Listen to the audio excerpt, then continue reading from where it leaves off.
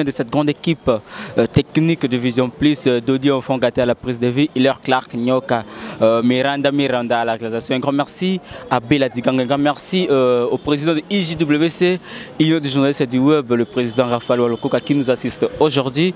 Voilà, question de parler d'actualité musicale chrétienne. Aujourd'hui, je reçois pour vous le frère Michaud. Yazamoko Yabana Pote, mais na minute où tu sais bon on a Katiaki, tu comme campé que sur normal parce que tu surprendre et awa na la belle Yakofi son Yakofi le midi dans Kofi central, tu sonne tu yeba et Yazamo na Pote awa na kin musique na biso awa na Pote beta kate me bango baso awa so beta musique, tu comme campé que sur la maso tu yeba nous vie chrétienne, tu sois plus maso ba musicien chrétien, ba musicien chrétien, tu ba chanteur chrétien et tout au long de cette émission tu sois le solo dans le frère Michaud à qui j'ai dit bonjour.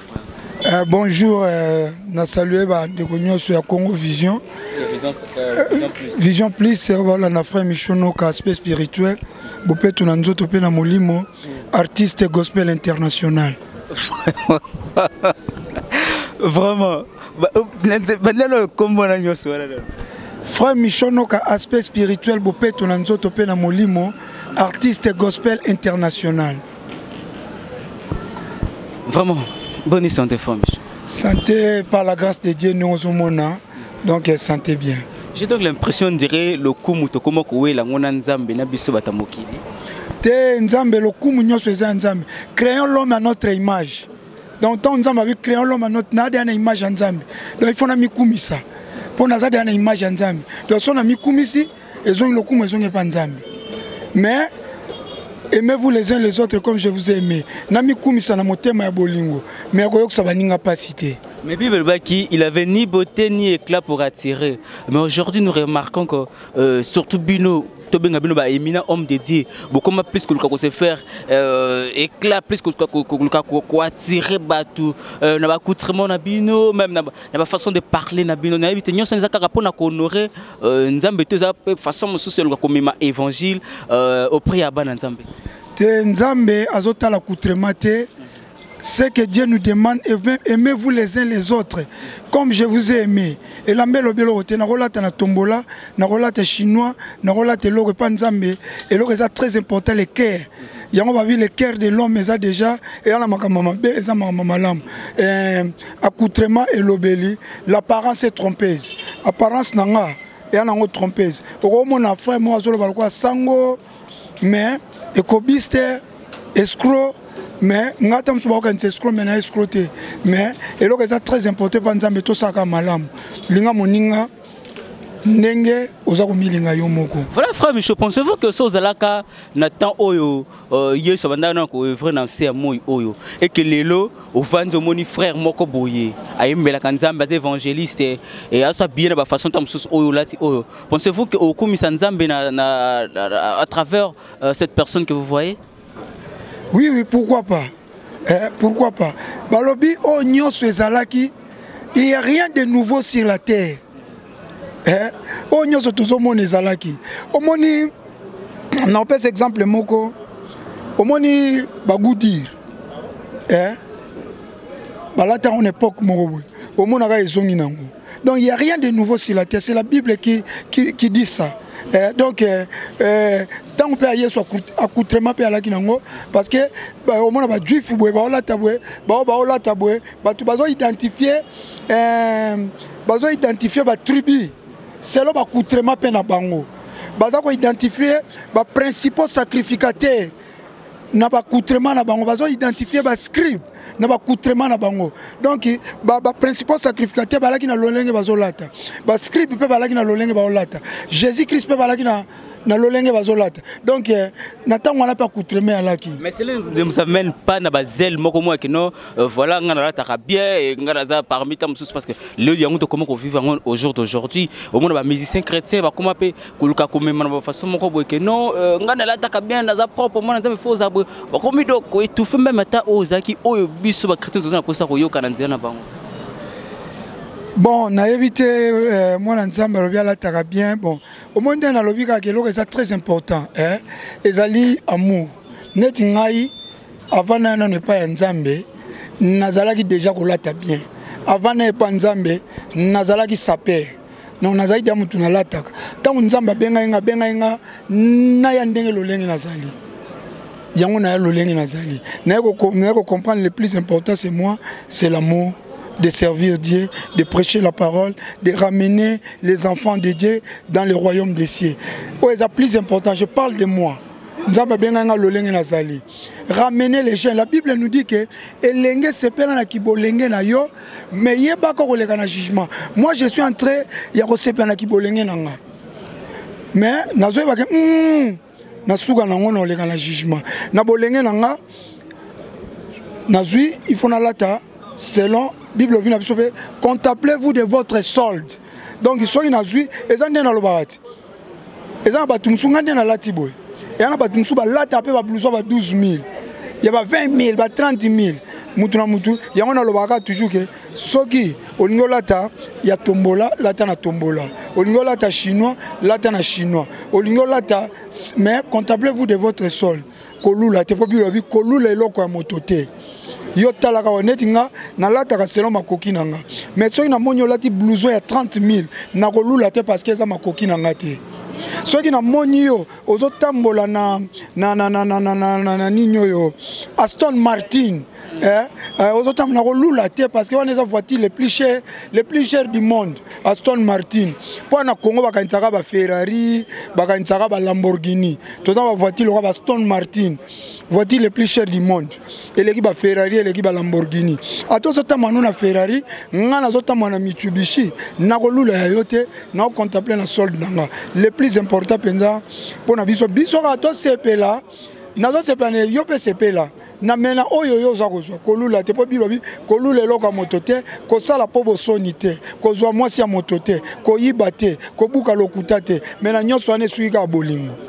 OK, voilà, parce que vous avez parlé de l'amour, est-ce que les musiciens chrétiens entre bino, est-ce qu'il y a vraiment cet amour-là,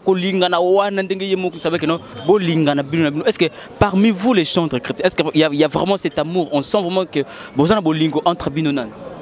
Bon, on a vu que dans le monde, il y a des musiciens chrétiens, un monde d'hypocrisie. Les musiciens chrétiens sont des hypocrites. Donc, moi je préfère les musiciens profanes.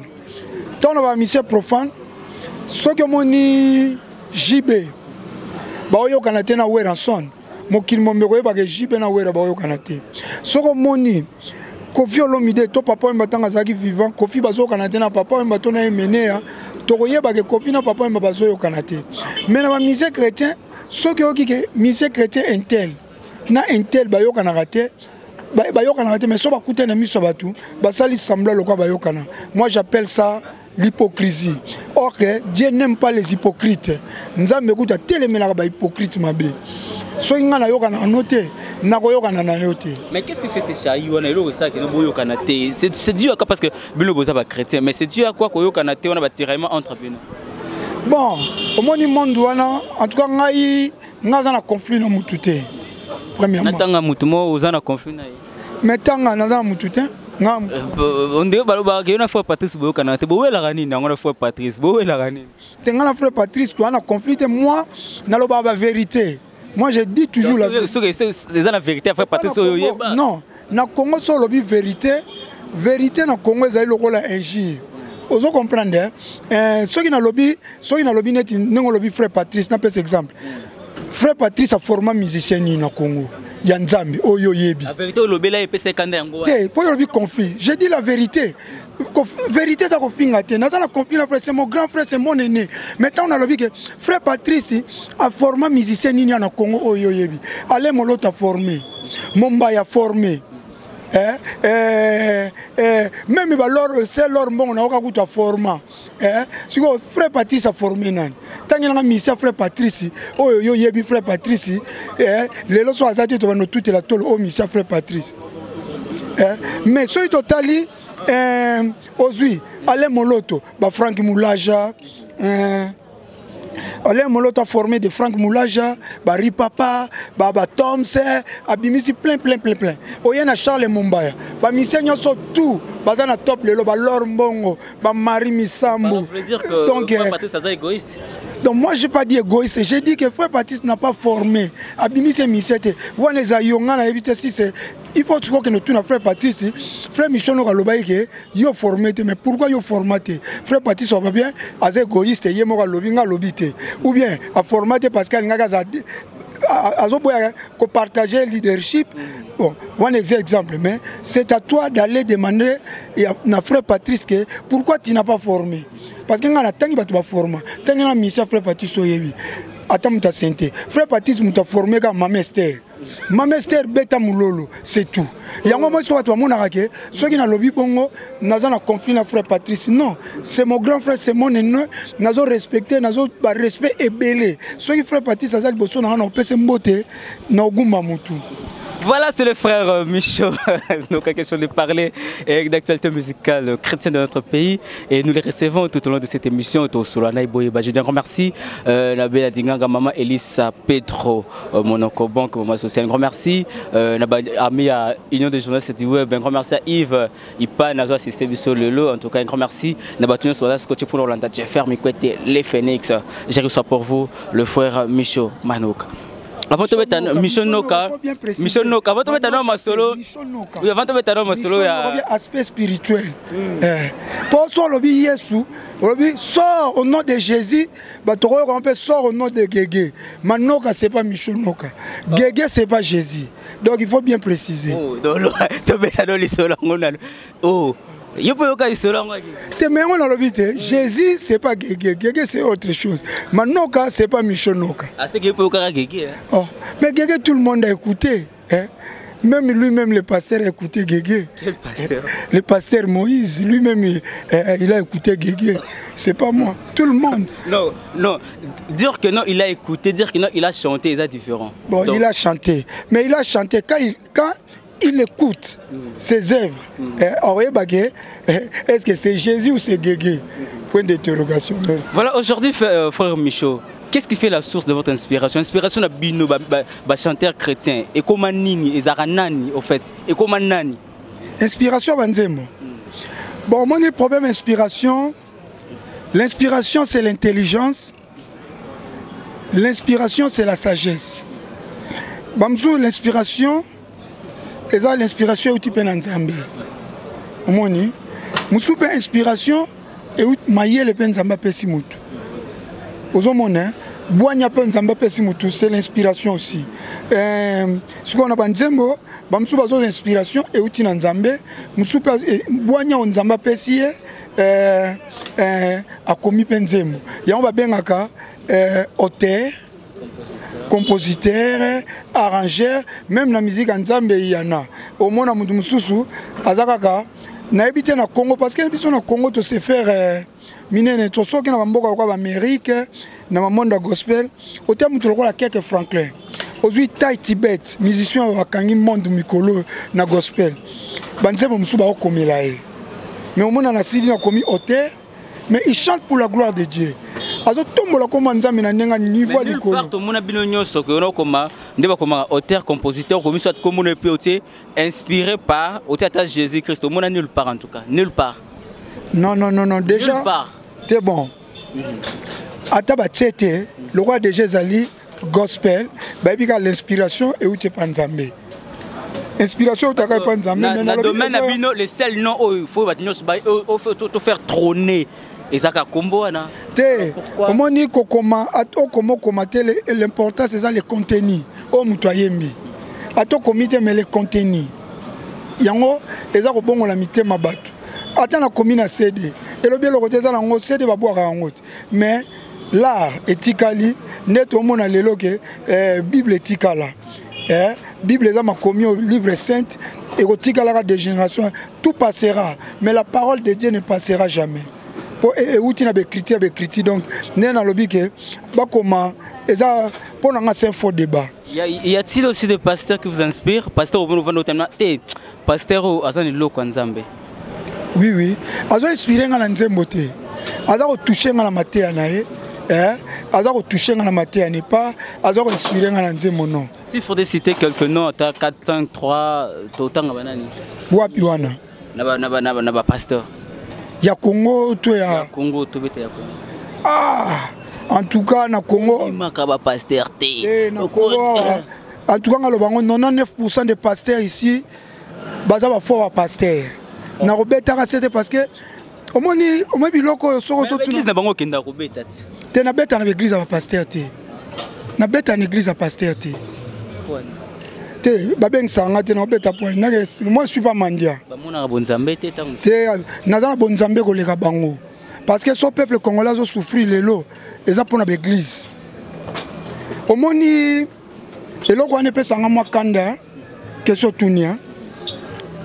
Son avis pourquoi le Congo souffre à cause des pasteurs congolais. Pourquoi? Au moins, il y a un kala, roi, roi, président, ministre, ils consulter homme de Dieu. Ceux qui ont un problème, roi consulter Salanzambe. Mais les lots est comment au contraire, Salanzambe consulter les politiciens. Pour les politiciens, c'est Kanyaka. Donc, au moins au contraire. Donc, il y a une question, il y a des faux débats sur le peuple congolais qui souffre. Et ça pour Basala Nzambe. So Basala Nzambe, il y a solo Basaki na Congo, mais le président de la République, le ministre, Bazo Banga, Basala Nzambe. Basala Nzambe, Obanga, Tawa, que Nege Zali Boye, yo mokonzo yo, Nzamba lobi boye. Soko salite Nzamba opinir yo. Mais ici au Congo, le monde à l'inverse. Au lieu de consulter Basala Nzambe, Basala Nzambe ne va pas consulter Bakonzi pour pas enveloppe. Donc il y a un monde au Congo, 99% des pasteurs sont des faux pasteurs. Les pasteurs sont des stades, des martyrs, des explanades, ce sont des faux pasteurs. Oh. Ce sont des faux. Mais Nzamba s'est manifesté quand on a tourné ici à Saline, à plein, à frère Michel. Quoi, il y a ça la montée de lingo en vouloir bande couper. Qui s'y peut aller? Balobi na dernier jour, ba faux baroya na komba Yesu. Neni yo ebi ke bazavri. Yo kanze monanga eloko na bakaka kende ko kanze monanga vérité. Mutabimisi mutu muselekete na libumu. Ndako mi vrai pasteur. Ils feront des miracles. Makamwana na lingaro kangote na sensible. Donc il y a des faux pasteurs ici.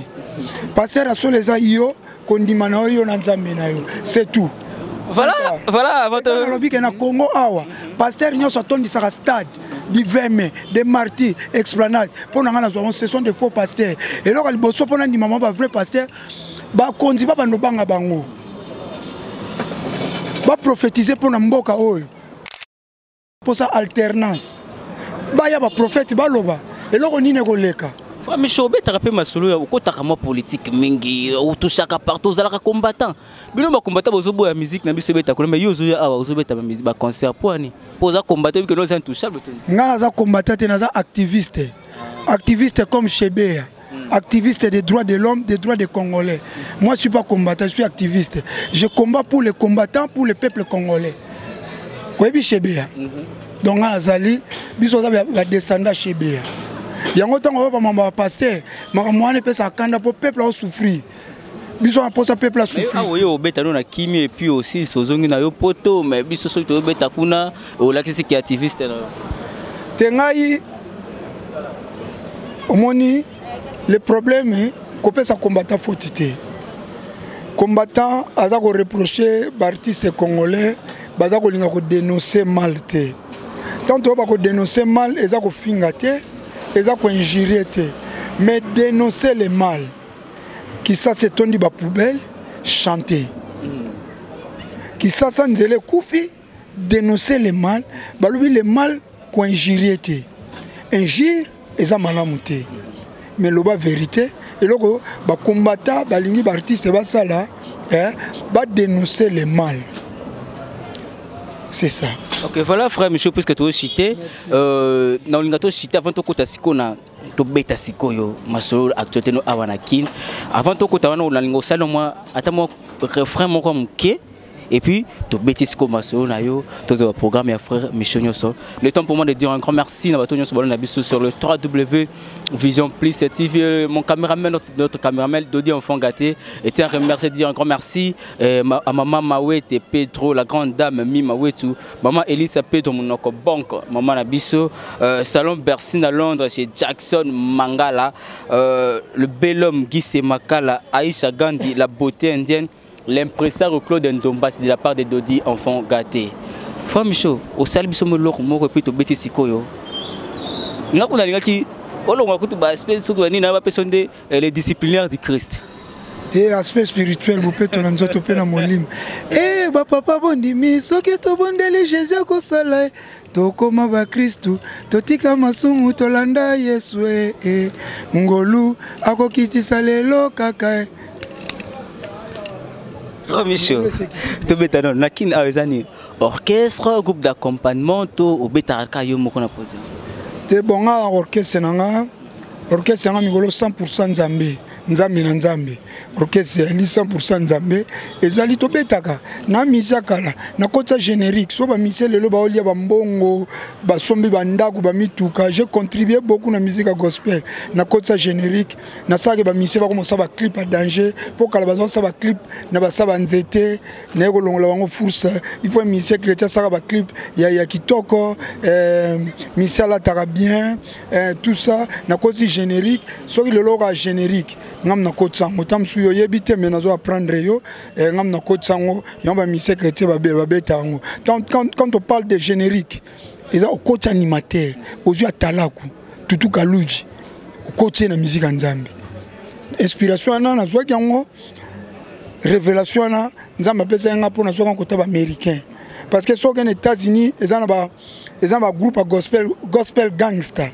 y aura des comme gospel gangster. Ora moni la kati mais gospel gangster do bakumi baza ba gangi bakumi saka comme orchestre bato ba éviter ba kene ba beta na internet na YouTube ba beta gospel gangster mais baza ba jeune homme o baza ba américain ba sali différence que ba gangster ya mokili bali bango pe ba gangster ya Nzambe donc bazo rapper okuta R&B soul donc on écoute tout et là ce qu'on a montré que et là qu'on a fait fallait na même on a Congo en plus on reprend nos premiers missions chrétiens les gars na trace gospel na les gars na BT gospel na les gars na Hollywood gospel na les gars na Naija gospel na les gars ba chaîne presque tout international au moins na Congo c'est moins difficile ba ngito simba gege na zo ebaté mais na niveau international on a bien artiste gospel international na niveau international c'est moi. Frère Michaud, dans les anciens temps, tu vois que Zaki, yoka titre. Jésus revient bientôt. Jésus ma force. Jésus ce qui mon ani, Jésus ce qui manine. Mais le comment 100% bonzambe. Ngande la sala ki bo, ngamna banda bo. Est-ce que le oyo, ce qui au talba musicien chrétien na musika, oza fier na bango? Kolobate ko banda. L'histoire reste l'histoire. Na makamnyo so mutabanda razalaka. Le problème est que le Congo va dire que biso ba total rabine de photo ba keno frère mutabandaka. Te si on a Congo il faut mi lobela rapport moi il faut lobaka. Ah on lobela nzambe to mi lobela. Mais à part non nzambe moi je suis un artiste. Moi le problème avec Congolais toujours sa confusion moi je suis un artiste. Artiste missionnaire chrétien. Artiste. Tout ça le ministère de la culture non na monaté ministère de la culture il y a gospel na mokili. Au moins, à toi, la conflit centrale. Tant qu'il y a un monde, à part les églises, tant qu'il y a une salle, il y a des chrétiens dans le monde. Nous sommes aux États-Unis, nous sommes à Paris, et Londres, partout. Nous sommes presque à Bambogue-Belé. Nous sommes à la salle de chrétienté. Nous sommes à monnaie. Puisque ça, il y a la conflit centrale. Non. Il y a un monde et là, on fait ça. Si on a Congo, on a animé. Il faut qu'on fasse rappeler les Congolais. Et ça peut m'embêter. Parce que même dans la Bible, il faut que Moïse Mutabandaki. Moïse Mutabandaki, comme il s'appelle en Israël, Joshua Zui. Il faut que Joshua Mutabandaki. Ce qui est le bisco, je suis Mutabimisaki, Bana Israël en Égypte, au Banakosi. Donc, na beaucoup ya Guinness. Limbisanga, Batwazola d'abord Limbisa parce que na revelo au moment ni trophée. Bapé ça trophée gospel. Pourquoi bapé ça trophée gospel? Expliquez parce que Hollanda va comprendre. Bapé ça trophée à musique, meilleur musicien chrétien au monde. Meilleur musicien chrétien Afrique. Mais il fallait pas bapé ça rango, ceux qui muta bandaraté. Pour ça makamanzambe. Pourquoi bapé ça un trophée? Bapé ça trophée on a Cora. Les États-Unis bapé ça on a Stella Award, na Dove Award. Ndenga la zaboé. Le 17 octobre, nous sommes aux États-Unis. Nous avons trophée à Dove Award. Nous avons invité, nous avons presté Kuna. Mais nous avons nominé, nous avons presté Kak. Mais pourquoi nous avons ce trophée? Nous avons ce trophée parce que nous sommes artistes. Le problème avec les missions chrétiens, c'est qu'ils sont hypocrites. Nous avons compris. Nous avons bien la vérité. La vérité, comme nous sommes païens, nous sommes des païens. Moi, je dis la vérité parce que pourquoi nous avons ce trophée? Donc, ils ont toujours, même il y a le commencement et la fin. Donc, il y a le commencement. Donc, c'est Frère Michaud qui a commencé, il a relancé générique. C'est Frère Michaud qui est le premier missaire chrétien qui a la trace gospel. C'est Frère Michaud qui est le premier missaire qui a Hollywood, qui a James. Le commencement. Emmanuel, c'est tout. Frère Michaud, qu'est-ce que justifie votre présence à Nakati Yakofi Central? Production, il produire 100% Jésus, Jésus, tout. En tout cas, merci beaucoup. Nous avons invité à Kofi Central. Nous avons invité à revisiter. En tout cas, il faut que nous ayons un projet pour nous. On a invité ce projet à concert, ce projet à studio. C'est pour cela que nous avons invité comme na habité ba invité nga naza na papier na signé contrat mo côté ba invité nga il faut na attaque artiste eza salle eza na studio. C'est pour cela na ko rendre visite ndenge ba bengisaki nga na Kofi Central. Entre nous frère Michaud Balobaka ke Kofi mutabakisi Kofi asili sarabatu obangate question que zaneti bosolo ezaka nota mususu invitation za pour na production. Ozo bangate que pour producteur ne soit l'ingara produit nae et que les bosso bangate musu pa ko luka influencer vu que ola muka dans les Christ au moins peut ko taper mutu tellement té eza maison de production eza confité c'est business is business eza business na koti quartier latin té na yemi na brakata brate na yemi soki na salpe fi au moins le problème merci mingi oyebi nga na ko sape featuring na Koffi Olomide mais nga nde muna ko bengisa Koffi ay ko yemba na album Nzambe ndenge salamaka na Amérique mais pas ba congolais ba comprendre te oyebi musicien moko beta na internet comme ne Keke Franklin aza numéro 1 au monde, le premier musicien chrétien américain qui a vendu 6 millions d'albums. Aza Michael Jackson na biso. Ne Michael Jackson aza Michael Jackson ba Koffi Olomide, Keke Franklin aza Michael Jackson na biso. Banda musique Nzambe banda na ba David. Lelo le seul muto ateka 6 millions d'albums. Eza Keke Franklin. Keke Franklin a bêti album a bengisi R. Kelly. A bêti na R. Kelly. Keke Franklin sal album a bêti na Kanye West.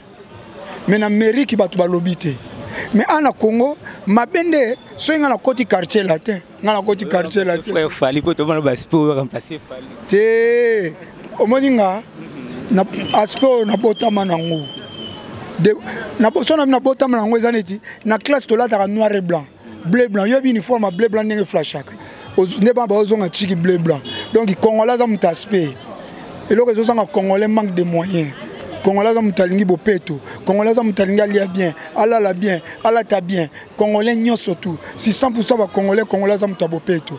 Le problème est manque ba moyen na ba ne bandeli, contemplez-vous de votre solde. OK, voilà 100% Jésus dans combien de titres. Donc on a lobby que o eza salle, eza business, ezali Koffi eza business na ye, ndenge LC eza business na ye, ndenge Olympia eza business na ye, eza business. Est-ce que ce qui n'a vu que Kolo Zénith, c'était franc-maçon. Kolo Olympia, c'était formation. Kolo LC, c'était formation. Mais les missions chrétiens sont au Congo, bêta kuna. Pourquoi on va dire non, bêta na Zénith parce que Kolo Zénith, c'était formation. Kolo Olympia, c'était formation. Ici, ils ont un business. Ils ont produit, ils ont pour le coup ma confité. Ils ont pour le coup ma Nzambe. Moni, ils ont confiance à honorer Nzambe. Webi, ils ont webi roi Akab. Roi Akab. Ba roi Wana. Ba ki batumoko boy. Mais ba ko honorer Nzambe. Yango Nzamba bikisa ibango. Roi Akab, moni bamba mayanzezu yo. Kota na maibwa, mi boira 7 fois. Mayanzi wana nyo surtout ba lepre ko vide. Donc félicitations à Kofi Olomide, la maison Kofi Centrale. Tant que bien si les ministères chrétiens vont honorer Nzambe parce que Jésus-Christ, à quelqu'un qui même pas va foutre ici pas coup, à quelqu'un qui même pas va mimeli masanga. Alors pour na loba suka na makamba Kofi Centrale, Yesu alobaki na batu. Oyo na sala kindumbate. Oyo na sala lisumute, azwa libanga bamba mwasi wana, mwasi numa libanga. Alors oh pena na sali sumute azwa libanga bamba Kofi Olomide. Voilà frère Michel photo aussi ça là 100% Jésus et ça sortez ça pour quand et puis ça a combien de titres est-ce que yembi kaka yomoro tout ça pena bande kona o msusu ba yepe ko tia point. Merci.